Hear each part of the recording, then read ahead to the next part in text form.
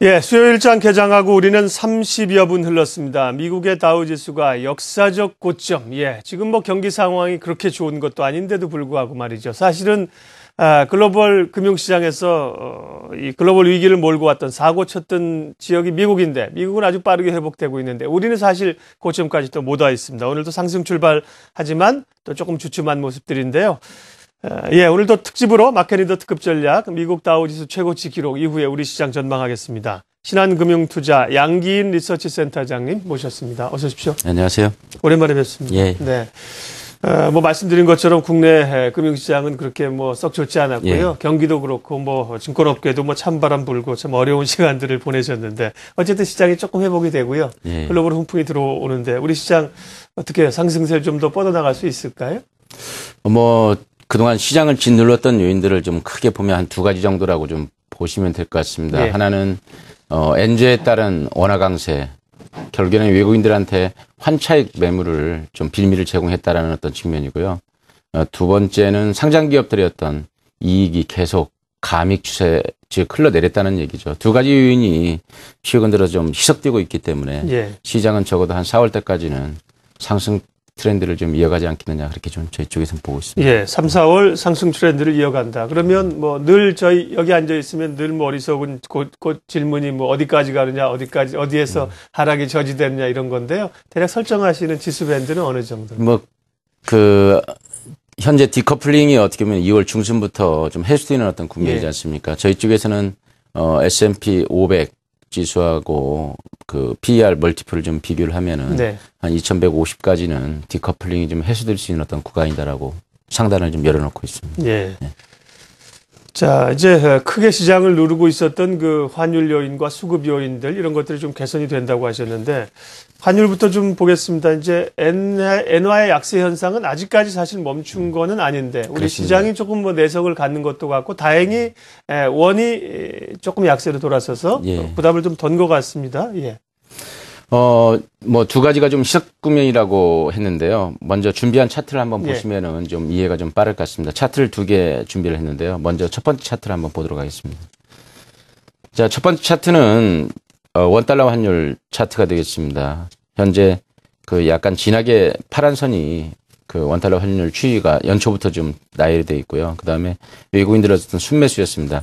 작년 4분기부터 이 원달러 환율은 급격히 떨어지기 시작했습니다. 바로 이제 엔저의 영향으로 거의 뭐 1,050원 언저리까지 좀 하락을 했다가 최근 들어서 박스권에서 좀 1,990원을 중심으로 좀 박스권에 갇혀 있는 모습들이지 않습니까? 그러면서 외국인들이 급격히 순매수를 좀 돌아서는 모습들인데 결국에는 엔저 현상, 즉 원화의 어떤 강세 때문에 외국인들이 시장을 교란을 했고 원달러 환율이 박스권에 갇히면서 최근에 엔저가 좀 둔화되는 모습들을 보이면서 외국인들이 순매수로 돌아섰다라고 좀 보시면 될 것 같고요.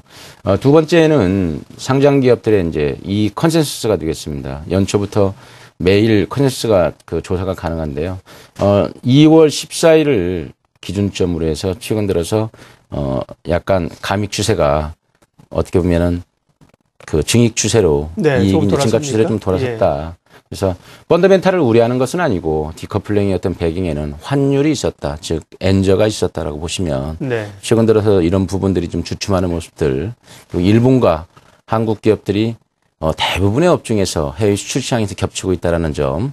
그런 측면에서 최근 들어서 그 엔화의 어떤 움직임, 즉 원달러 환율의 움직임들은 우리 시장의 가장 중요한 키팩터라고 이렇게 보시면 되지 않을까 싶습니다. 네. 그 말씀 나온 길에 그 올해부터 시작된 그 뱅가드 펀드의 그 매물 축소 단계들도 이제 2달이 지났지만 뭐 단계적으로 계속 나오는 건데 시장에서 느끼는 체감도는 상당히 좀 떨어졌죠? 그게 언제까지 지속이 될 것이다라고 판단하기 상당히 어려운 문제지만 일간에서는 3월 말까지다 또는 6월, 6월까지다라고 이야기도 하거든요. 네. 이제 그런 측면에서 보면은 어느 정도 급매물은 좀 소화를 시킨 게 아닌가 그런 느낌을 좀 받습니다. 네. 중국 얘기를 좀 하겠습니다. 중국의 이제 전인대가 어제부터 시작이 됐습니다. 역시 우리 경제가 중국 경제의 상당 부분 또 기대서 소재 업체들이나 호황을 좀 그동안 누리지 않았습니까? 예, 그렇습니다. 지금 새 정권 출범 이후에 중국도 조심스러운 스탠스를 보이고 있고요. 또 좀 부동산 규제 이런 것 때문에 부담스럽기도 합니다. 중국 모멘텀은 어떻게 보십니까?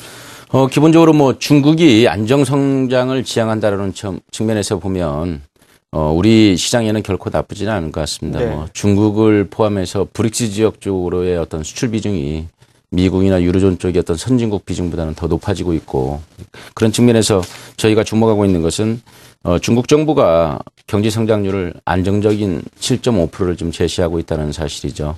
사실 중국에서 만들어지는 공산품의 절반 정도 가까이가 사실 선진 시장인 미주 유로 시장이 풀리고 있습니다. 즉 중국 역시 내수 성장만 가지고, 즉 내수 부양만 가지고 경제 성장을 고성장으로 이끌기는 어렵다는 얘기니까 결국에는 국토의 어떤 균형적인 어떤 발전, 그리고 소득 재분배, 그리고 중산층 확대, 이쪽에 포커스가 맞춰진다고 한다면은 중국의 어떤 안정 성장, 이 부분은 뭐 저희 시장에는 그렇게 결코 나쁜 뉴스는 아닌 것 같습니다. 다만 중국의 어떤 지표의 어떤 신뢰성 문제, 이 부분은 제가 뭐 작년에 그 루빈즈 교수가 한국에 초청 강연을 왔을 때 한번 네.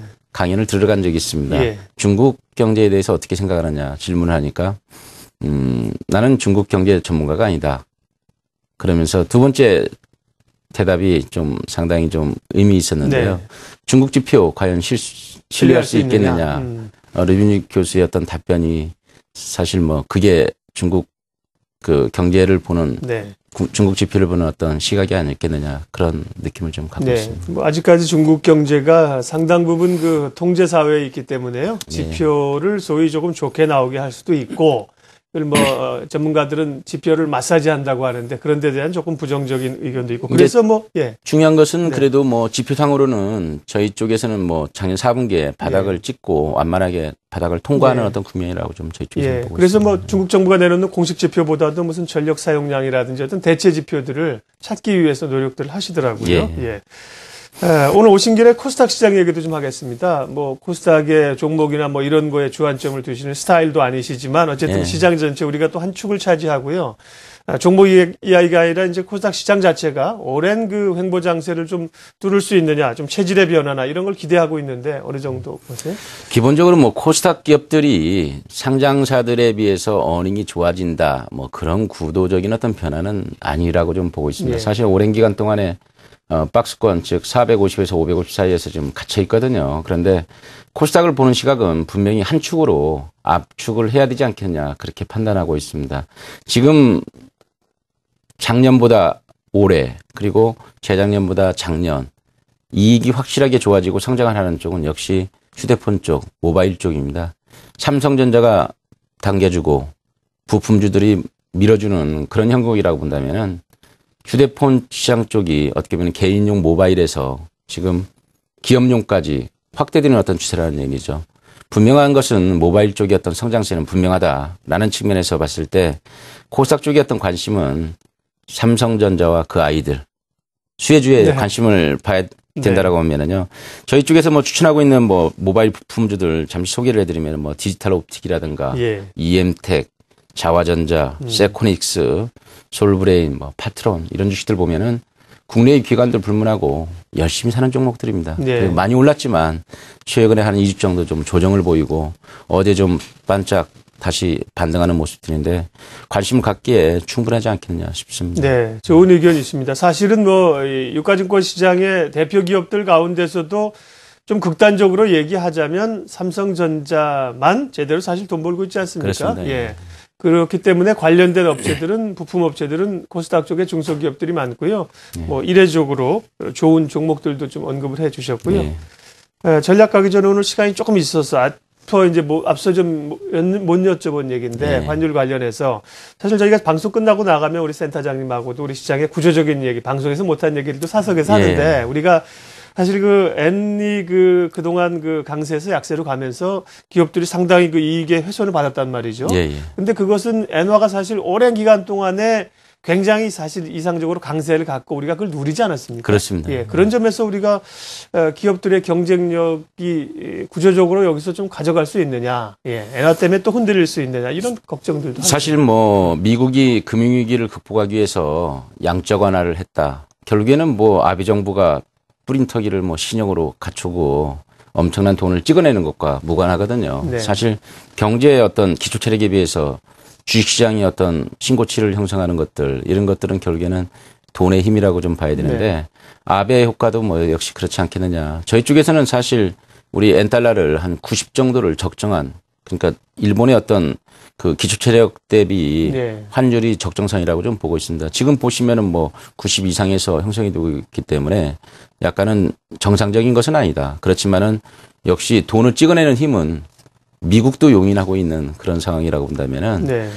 사실 그 엔화의 어떤 향방은 예측을 하기가 상당히 어려운 부분이다라고 좀 예. 그러니까 우려되는 부분이기는 사실 네, 이제 맞습니다. 엔화 자체의 향방보다도 이제 그랬을 경우에 사실 그렇다고 지금 당장 엔이 다시 뭐 80원대 초반으로 내려가기는 어렵지 않습니까? 절대 그런 예. 일은 없을 것 그랬을 같습니다. 경우에 지금 이제 90엔대 혹은 이제 90엔에서 크게 보면 100엔 사이에서 놀 때 우리 기업들이 경쟁력을 삼성전자 말고도 자동차라든지 예. 가질 수 있느냐 이게 이제 궁금하다는 거죠. 사실 결코 일본하고 뭐 자동차, 뭐 철강화학, 뭐 가전제품, 네.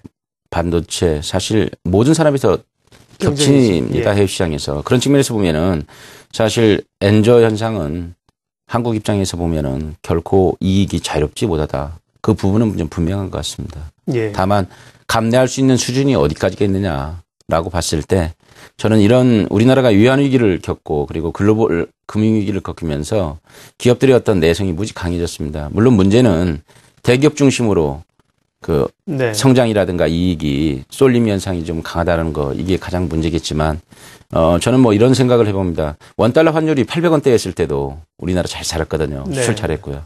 그래서 저는 저희 나라 기업들의 어떤 경쟁력을 사실 믿습니다. 그렇죠. 예. 우리 사실 원화도 그동안 이제 조금 더 강세 기조로 가는 것이 맞다는 얘기가 있었습니다. 예, 그렇습니다. 사실은 뭐 한 1,000원대 정도까지. 예. 예. 오늘 마침 시간이 있어서 평상시에 궁금한 얘기들을 좀 해서 좋습니다. 이 전략 이제 좀 마무리해야 될 것 같습니다. 3월 한 4월까지는 상승 추세가 뻗어갈 수 있을 걸로 앞서 보셨는데요. 대응 전략을 알려주십시오. 뭐 기본적으로 앞에서 서두에서 말씀드렸던 것처럼 성장축이 모바일 쪽에 있습니다. 그리고 모바일이 그동안에 개인용이었다면은 기업용까지 확대되는 어떤 추세이기 때문에 모바일의 성장세는 계속 지속될 것이다. 그렇다고 한다면은 삼성전자와 그 수혜주들 분명히 상승 트렌드를 좀 지속할 것이라고 좀 보고 있고요. 그런 측면에서 현재 삼성전자가 시장 PR이 9.2배입니다. 근데 어제 종가로 삼성전자가 좀 8.3배이기 때문에 아직도 이 오를 수 있는 어떤 여지가 상당히 좀 있다라는 얘기죠. 그런 측면에서 삼성전자와 그 수혜주 분명히 선택과 집중을 해야 된다고 좀 보고 있고요. 또 하나는 이제 중국 쪽에서의 어떤 움직임들입니다. 아무래도 중국도 계속 안정 성장을 지향하는 것들은 결국에는 중산층을 확대하겠다는 어떤 전략이기 때문에 한국의 어떤 여행지들 제주도 이런 데 가보시면은 중국인들이 아주 본물을 이룹니다. 이런 측면에서 중국의 어떤 여행객들이 계속 한국 시장으로 그 유입이 됐을 경우에 그 수혜를 보는 호텔이라든가 그리고 레저 그리고 투어 관련 주식들 즉 여행 관련 주식들을 좀 관심 있게 압축해서 좀 보는 게 맞지 않는가 싶습니다. 사실 요즘 시장이 매우 어렵습니다. 대응하기도 어려운데요. 과거에 우리가 차화정이 시장을 주도했을 때 전차군단이 시장을 지배를 했을 때 보시면은 주도주군 쪽으로 선택과 집중을 하지 않았을 때 사실 큰 낭패를 본다는 사실들 우리 투자자들이 좀 겸허하게 받아들였으면 하는 바람입니다. 예. 오늘 마켓 리더 특급 전략은 특집으로 미국의 다우지수 사상 최고치를 기록한 이후에 국내 증시가 어느 정도 동조와 패턴을 좀 따라갈 수 있을 것인가 시장 구조와 함께 전략까지 들었습니다. 신한금융투자 양기인 리서치 센터장님 함께했습니다. 고맙습니다.